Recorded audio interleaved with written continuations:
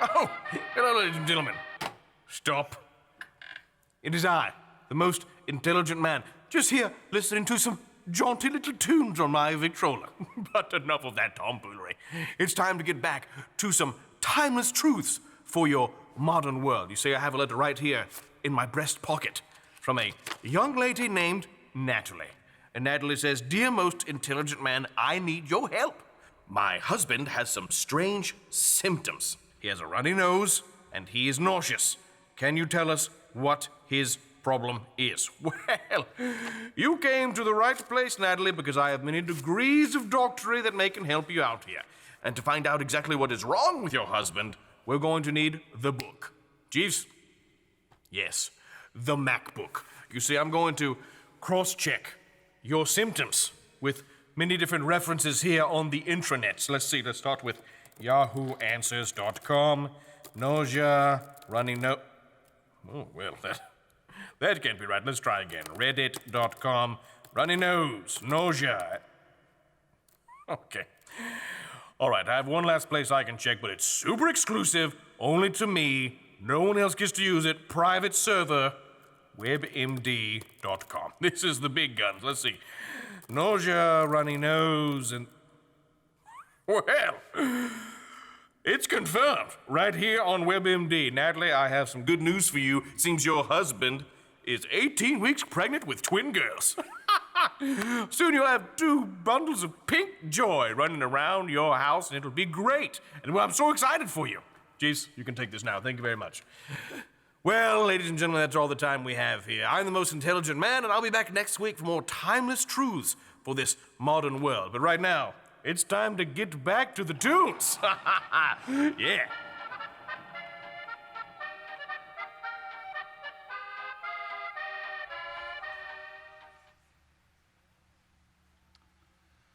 All right, welcome to our series finale for Wise Up. Help me welcome all of our campuses, please. South Tampa, Temple Terrace, Ybor, Waters, all of you at the Hernando County Women's Correctional Institute. If you're watching online or on the app, we are glad that you are with us. We have been in the book of Proverbs talking about wisdom.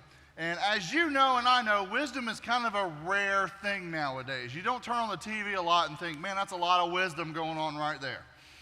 There's a lot, and maybe you're kind of living in an aftermath of some wisdom or not wisdom. Maybe you've had some consequences that you're living out right now, some decisions.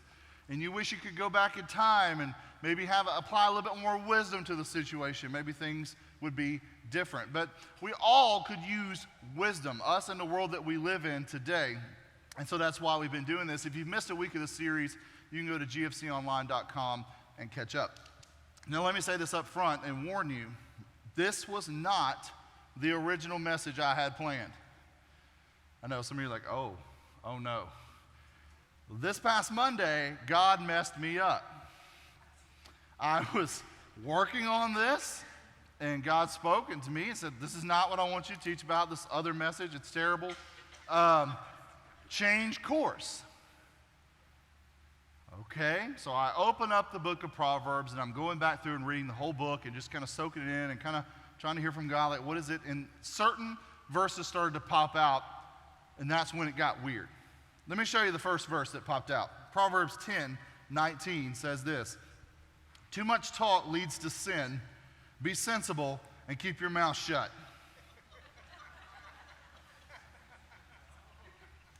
Okay. Do you not want me to say anything this weekend? Or is this a warning not to let the talk go long? I don't quite understand where you want this to go. So then another proverb rose to the surface, and this is it, Proverbs 21:23. "Watch your tongue and keep your mouth shut, and you will stay out of trouble." Now, let me just tell you, if you've never had the feeling of asking God what you want him to speak on, and he just keeps showing you verses that say, shut your mouth, it's a little unsettling, okay? You kind of start to panic. I actually knew when I started looking at these, I knew that God was telling me, he wasn't telling me not to preach. I know some of you were getting really excited, but he was showing me a pattern, and that was confirmed with the last one that kind of popped up, and I'll show that one to you. Proverbs 13:3 says, those who control their tongue will have a long life. Opening your mouth can ruin everything. And I was looking at this, and I noticed what the pattern was, and I had a bad feeling that God was telling me to preach on something that makes me very uncomfortable. I had a very long conversation with him that went pretty much like not me, anybody but me, seriously. And really I felt like God was showing me this because there's a lot of proverbs about the mouth. A lot. And I knew that God was wanting me to change course and speak to all of us, and me included, about being wise with our words. And these are not my favorite verses. Let me tell you something. I don't get up in the morning and read, too much talk leads to sin. Be sensible. Keep your mouth shut. Watch your tongue. Keep your mouth shut. Stay out of trouble. Those who control their tongue will have a long life. Open your mouth, you'll ruin everything. Start the day. You know, like, I don't feel that way, right? Those are not verses they're very encouraging. They're not my favorite. And I'll tell you why these verses bother me so much. Because I'm one of those people. I talk too much. I'm just being honest with you. I talk too much. I'm one of those people. If my wife was in the service right now, you'd hear the most passionate amen you've ever heard, and it would be awkward. My problem is I'm constantly using words. It's part of my job, speaking, leading a meeting, being in some key conversations about things, always talking about what's next or talking to people or doing whatever. I talk a lot. My business is words. I deal in words. But sometimes I struggle with turning off the words, okay? And is there anyone else in this room that struggles with this, or am I all alone? Okay, good. Some of you are like, take note because we don't need to talk with them on the way out. Okay, so I get it. And I'm being real here, so get that look off your face. I'm trying to open up with you here, okay? Here's the thing. The thing is, not only do I deal in words, but I'm relational. I love to have conversations with people. I love to swap stories. I love to engage with people. And sometimes when you have that mix, my word faucet can get stuck on.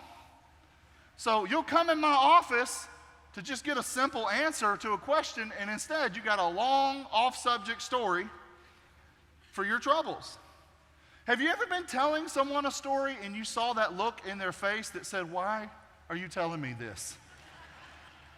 I have other things to do. You have trapped me in your word cage, and only you can stop this story and set me free. I've seen that look in people's faces, and I know, I'm like, oh gosh, yep, I'm doing it again. I've struggled with this since I was young. Now, I'm really going to open up, okay?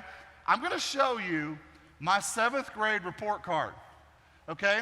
I want you to take a look. First of all, look at those spelling grades. Who's killing it, right? But in case for students now who don't have these, there was a thing called conduct grades. And you got an S. S meant satisfactory, and N meant not satisfactory. I don't know what an S minus was about. That's just like, whatever. I mean, it's either satisfactory or it's not, right? I got all kinds of S minuses and N's. If you're really bad, it was a U, which is totally unsatisfactory, and we hate you, like whatever. And then on the back of my report card, it would say things like the back of this report card said, Matt talks too much. Matt is disturbing other students. I'm just glad it said Matt is disturbing other students, because if it was just Matt is disturbing, that'd be weird. Anyway, it would say, Matt has the best spelling grade in the class, but I hate his face. Like, it's basically, Matt has good grades, but his conduct's bad. So I was constantly, I was getting in trouble all the time with all the trouble kids, but I had better grades than they did, and I never could figure it out because I couldn't shut up. And, my mouth would help me, and it would hurt me. Now, here's what I know. I and you, we have to watch our mouth. You don't have to be a chatty person to get foot and mouth-itis, okay? Some of you say, well, I only use a few words, but you've said a few words that you shouldn't have said. We've all been there. You've either said too much. You ever had that conversation with someone when you say that and you go, man, if I had a rewind button right now, I would just go back a couple seconds. I wish I hadn't said that. Or maybe it's not that you said too much. Maybe you just we don't watch what we say. I know these kind of people because they're always talking about, I'm going to speak my truth. I'm going to speak my mind. And that sounds like a good idea, but really it depends on the mind, doesn't it? I'm going to speak my mind. I don't know if we need to hear about that. And sometimes there's people that just like to rip open Pandora's box and let it rip on everybody around them, and there's consequences to that. And the thing is that words have real consequences in our life. We've all experienced this. We've either caused problems with our words, or we've had to deal with problems caused by other people's words. We know that this thing is in effect. And Proverbs says a great deal about words and the aftermath and the consequences of words. Like, look at this one. Proverbs 15:1 says this: a gentle answer deflects anger, but harsh words make tempers flare. For some of you, this is your marriage verse, right? Easy, easy. But we've all been there. The fire of conflict is upon us. And here's the deal. You got to make it a choice. Your words are either gasoline or water. And sometimes we use our words to bring peace to a situation, and other times we've used words to bring a situation to pieces. We've all been there. We've all done that. And here's another proverb I like about this. Proverbs 18:6 says, fools' words get them into constant quarrels. They are asking for a beating. You know, everybody's just been begging for a beating. And I love this verse because the reason why I bring this one up is it's kind of interesting. Earlier in the series, Pastor Craig demonstrated the differences between a wise person and a fool. And why it's important that we know that, because sometimes we do foolish things and not know it. And one of the things it says here that a fool does is a fool constantly creates drama. They're always in the middle of conflicts. And the fool is a drama magnet. They can't figure out why. I'm just getting, there's been so much going on. And you want to look at a fool and go, so what's the common denominator in all of those scenarios? Who's the person that's in all those fights? Oh yeah, there's one, right? And the thing is, they're a drama magnet. They say words that not only make us cringe and they make us upset, because fools say foolish things and they cause unnecessary, foolish conflicts. And here's the thing that we know from this. You may not consider yourself a fool, but let's just be honest. Sometimes our words can cause drama and conflict to follow us around, and we don't want that. I don't want to be in unnecessary conflicts with people. So we could benefit from looking at the book of Proverbs today and finding ways to be wise with our words. But I want to identify two other word problems that I see, again, because, chatty people do this. They like to add to stuff, right? And there's just two things that I want to point out, things that we live in our culture, that I think create problems with words too. And those two things are negativity and gossip. Man, it is so normal nowadays to just be cynical about everything. And you'll turn on the TV and you're going to hear negative stuff about our country. You're going to think everything's falling apart every day. You're going to hear negative things about certain people. You're going to hear negative things all the time, and such a dark portrayal of what's going on. But it's not just on TV. Go to a coffee shop, and seriously, if you're sitting there, listen to what other people are saying. I know that's creepy, but let me prove my point. Don't stare at them or anything like that, you know what I'm saying? But if you listen to conversations, or maybe you're in line and just hearing people, listen to what people say. The truth is, we don't have a lot of good things to say about much anymore. A lot of why we're meeting people to talk about things is because we're griping about things. And that's not always a good thing. And the world that we live in makes money literally off negativity and gossip. There are people out there that literally make money, make their living off of spreading rumors and spreading fear. Have you ever watched the news before and thought, man, I feel like this whole show is focused on giving me a panic attack? It's just like everything's wrong, constantly going on. You think, man. Or maybe you're flipping and you hear, maybe you saw this show before. Well, stay tuned to find out where Kim Kardashian had breakfast yesterday. You'll never guess who she was with. You're right, I will never guess because I will never care. I will never care. What was funny is one of the previous services, everyone started cheering for that, and I have no idea why. It's like they were like, yeah, we don't like her. And I'm like, that's not the point. That's not the point for this. The point is this: you can pick up a tabloid and hear all kinds of gossip, but let's just be honest. You could also pick up the phone. It's a lot of our lives, and we kind of excuse it and rationalize it, but it is what it is. There's a lot of negativity and gossip and things like that. Maybe you've experienced this proverb before, Proverbs 16:28, that says, a troublemaker plants seeds of strife. Gossip separates the best of friends. We all know that person that calls, and you know when they're calling, it's like, well, have you heard this? You know, and you're that person. Man, and we've all been in relational blow-ups over stuff that was said. Stuff that should have never been said. Stuff that maybe wasn't even true. And the truth is, maybe you've been on the giving end or the receiving end, but we hear things that we shouldn't listen to, and we say things that we shouldn't say. We all share this problem, no matter how chatty you are. So what I want to do is ask, can the Bible help us be wiser with what comes out of our mouth? Whether you struggle with saying too much or you just struggle with saying things you shouldn't say, let's look in the book of Proverbs, and here's what I've done. I found a pattern in the book of Proverbs I thought was very interesting, and I've turned that into a prayer that you can pray every day. Okay, just something, if you just want to pray this, maybe words or something you're struggling with right now, or maybe just go, man, I need to start doing this. Because listen, everyone knows this message already. This is not anything you don't know. Watch your mouth. You've heard this. But we have to be reminded of it. There's those things that I'm aware of it, but sometimes you need to put action on it because of where it is in your life. So I want to show you this prayer that I kind of designed from a pattern in Proverbs, and it's not an original thought by any means, but I want to show this to you. God, help me keep my words, and the first blank is concise. Concise. This is not just for the chatty people, okay? This is for all of us, because the Bible says that saying too much can not only get you in trouble, but it can lead you into sin. We read that in those earlier Proverbs. And when I look at this, concise is really the difference between two terms to me: scattered and focused.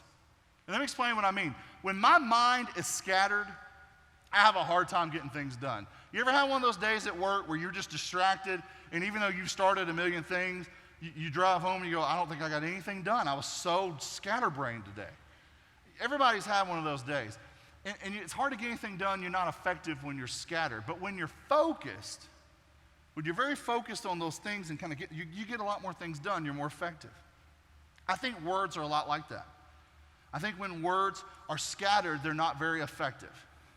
But when words are very thought through and focused, they can be very effective, even very powerful. And what's great is the book of Proverbs shows us how to do this. Let's look at Proverbs 15:28. It says, the heart of the godly thinks carefully before speaking. The mouth of the wicked overflows with evil words. Let's go ahead and jump to 29:20 there, the next one. There's more hope for a fool than for someone who speaks without thinking. So if you want to be concise, the Bible tells you something that you've heard before, but you got to be reminded of on a constant basis. Think before you speak. Think about it. Fools rush in to conversations. Fools jump in and say stuff, and they don't even thought about what they're saying yet. They just jump in to contribute, or maybe they feel left out or whatever reason. But there's nothing wrong with thinking about what you're going to say before you say it. A wise person does not waste words. They don't want to waste words. Here's another one I think is really good. Proverbs 17:27 says, a truly wise person uses few words. A person with understanding is even-tempered. Even fools are thought wise when they keep silent. With their mouth shut, they seem intelligent. You gotta love the Bible's sense of humor. I mean, seriously, it has some great stuff in here. It's like, hey, even a fool looks smart when he's shut up, right? It's good stuff. But the point here is not few words. I'm not asking you to talk like a caveman, go around like this good, that bad. That's not what I'm saying. But the point is really simple. It's a conscious effort not to waste words. And here's what it means. I don't want my words to be many and ineffective. I want my words to be few and effective. I want to focus what I say. Now, let me just say this, and this is my own personal experience, may not be yours, but every boss I have ever had appreciates concise. Every boss I've ever had, they just go, listen, I don't want the story. I don't want the big list. Give me the facts. Get to the point. Tell me what you need to hear. If I go into my boss and say, well, it all started A Sunday morning in Central Florida. I'm not being effective. I'm probably driving him crazy. I mean, the thing is, a lot of you maybe have supervisors, employers, and you know this, that concise helps when you're in those situations. Not getting in there and beating around the bush, just getting straight to the point because it's effective. God, help my words to be concise because I want my words to be effective. So the second one is, God, help me keep my words concise and wise. And why? And some of you are like, oh, well, I knew that one was coming. We're in Proverbs. Hello. We're talking about wisdom. I knew you were going to say that one. But let me tell you what I mean by wise words, because I don't think we think about the impact of wise words or the importance of them, especially in the world that we live in. And what I want to do, I want to show you a couple of Proverbs to show you what wise words look like, so you know what I mean. Proverbs 15:23 says this: everyone enjoys a fitting reply. It is wonderful to say the right thing at the right time. Everybody enjoys that moment. You ever had that moment where everybody's talking, there's that one person who hasn't said anything yet? And we're all trying to figure out this problem, and they're thinking the whole time, and all of a sudden they just drop that bomb. They say that one thing, and we're all like, there it is. Because they were being wise. They were thinking about what they were going to say, and then when they said it, everyone was like, there it is. There's the answer. Be that person. Be that person. Think before you speak in choosing to say wise things. Let me give you another picture of this. Proverbs 16:23 says, from a wise mind comes wise speech. The words of the wise are persuasive. Kind words are like honey, sweet to the soul and healthy for the body. And there you get some adjectives to kind of help you see wise words. Wise words are influential. They're persuasive. When a person chooses to just say what needs to be said, it's influential. Oftentimes they're kind, they're satisfying, they're nourishing to the conversation. The reason why wise words resonate with us is because we don't hear them that often. I mean, you know when you hear something wise because you don't hear a lot of it, because you turn around and go, whoop, who said that? Because it resonates with us. One more here I think is important. Proverbs 20:15 says, wise words are more valuable than much gold and many rubies. Let's just be honest. Everywhere you go, a lot of what we say and a lot of what we hear particularly, it's not gold and rubies, okay? A lot of what we hear, I guess you'd consider just more in comparison to gold and rubies, trash, right? It's just stuff. And I'm not trying to be negative, preachy, whatever guy, but what I am saying is we hear so much just trash, useless things, that I pray that we don't speak trash into the landfill around us, but that we speak gold into what's around us, that we speak valuable words, that we speak words that shine. They're obvious when someone says them, that there's something behind that. Words that are strong. And on this last blank in this prayer I want to show you, I want to paint a picture of what golden words I think really look like. If you are committed to use wise words and speak gold into the landfill around you, I think this is a good description of what those words look like. So here's the last blank. God, help me keep my words concise, wise, and life-giving. Life-giving. Because I want to talk about this one, because we've talked about keeping our words fewer, keeping our words wiser, but this one's really, really important.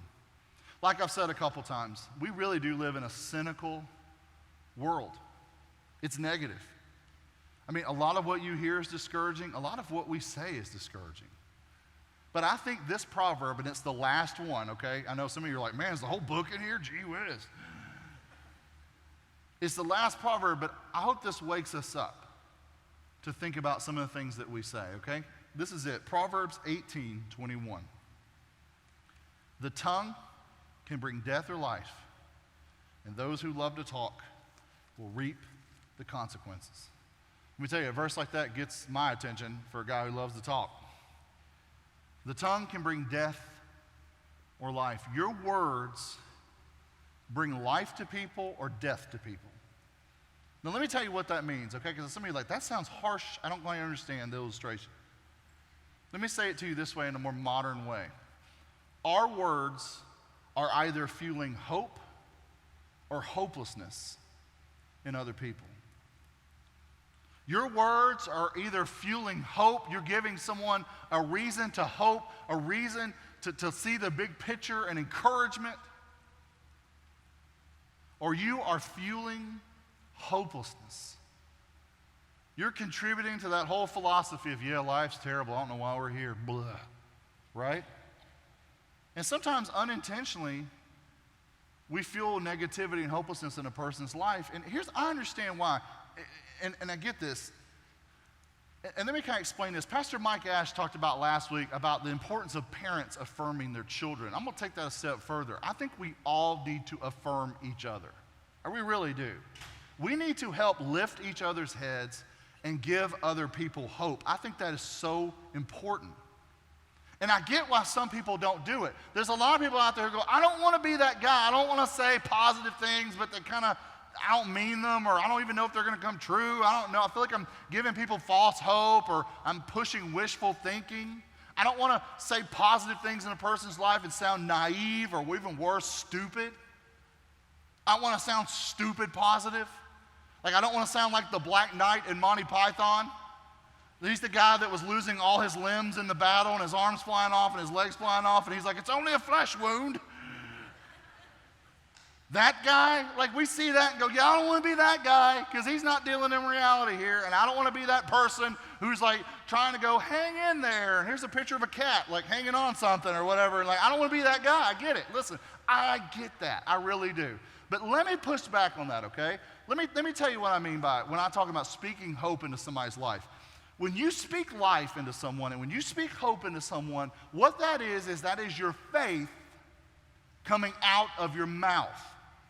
It's things that you believe that need to be said, whether that person believes it or not.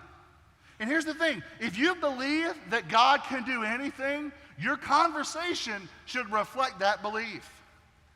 And what you're doing, I want you to just hear this, encouraging people to trust God, encouraging people to put their hope in Him is not a stupid thing to do. It's not a naive thing to do.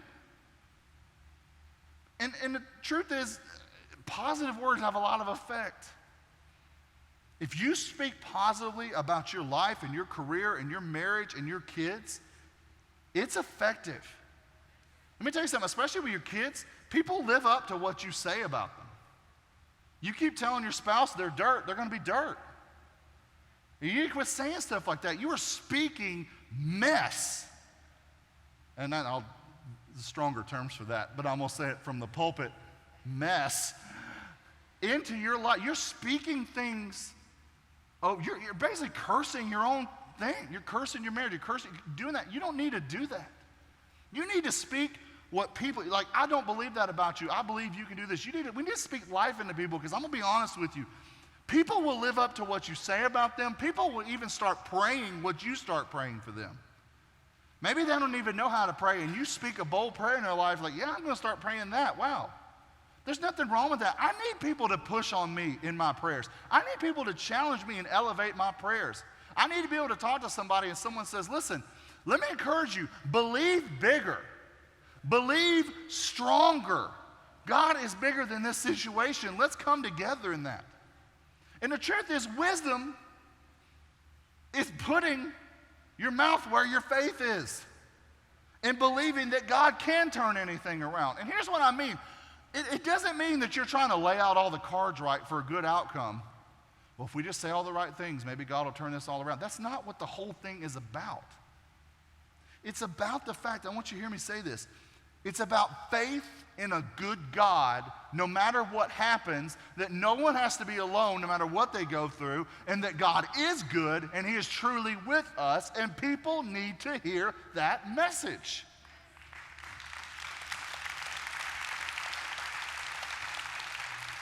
Of course we're praying for a good outcome, of course. Absolutely we want to believe God for whatever, but listen, the bottom line is that we believe God. It's not contingent on a result. It's not contingent on anything. It's that I don't need to be alone in this. I need to be reminded that God deeply cares for me in this situation. We live in a dark world, and we need to speak light into it. We need to speak life into what we see around us. We live in a world full of negativity, discouragement, gossip, and I'm almost to encourage you, go reverse. Affirm people. Encourage people. Build up people. I mean, ask yourself, am I tearing down my spouse or am I building up my spouse? Am I tearing down my kids? Am I building up my kids? Am I tearing down my coworkers? Am I constantly just tearing things down, or do I need to build people up? One of the biggest things that Paul says over and over and over again in the New Testament is build each other up, encourage each other, remind each other of how good God is, and speak life into that person. Speak gold into the landfill that we live in. Regardless of what you believe. I know there's some people out there who go, I don't know how I feel about the Bible. I don't know how I feel about Jesus. I get it. But can you agree that if our words were more concise, wise, and life-giving, the world would be better? Can you agree that the wisdom in the Bible is right? And I hope that you meet the God of the Bible through the wisdom of the Bible. And I pray that the book of Proverbs will challenge you in ways and challenge what you say, and you find out that it's true. I really do. I think God changed this message on Monday because he wants to change all of us. I believe that we've given God our lives, we've given God our hearts, but maybe we need to give God our mouth. Maybe there's some words that have been said we need to go back and correct and ask forgiveness for. Maybe it's just going, man, I've done too much damage with this. I want to pray this prayer. I want to seek God's wisdom over my mouth. And I pray that if we change and make a difference in what we say, that it will make a huge difference in what goes on around us. Now, what we're going to do really quick is I'm going to ask you to stay in your seats for just a few minutes. We have something special we want to do, and then our campus pastors are going to come up and close the service.